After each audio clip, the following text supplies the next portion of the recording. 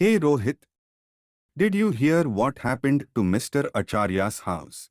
No, what happened? His house burned down.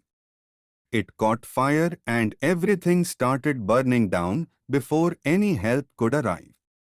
That sounds terrible. He was planning on buying a new sofa and stuff. How did he not feel anything when the fire started? Yes, he is devastated. He had come home late from work and he was exhausted, which is why he immediately fell asleep. There must be something that started the fire. Was he smoking?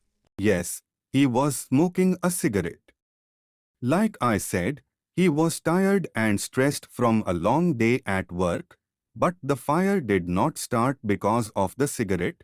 His cat accidentally knocked down his lamp, which started the fire in the living room.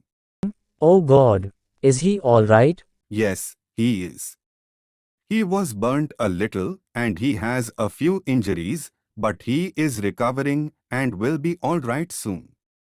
Unfortunately, his cat died. That's too bad. He loved his cat. What about his smoke alarm? The battery was dead, so it did not work. The neighbors called the firefighters when they saw the smoke coming out of his house.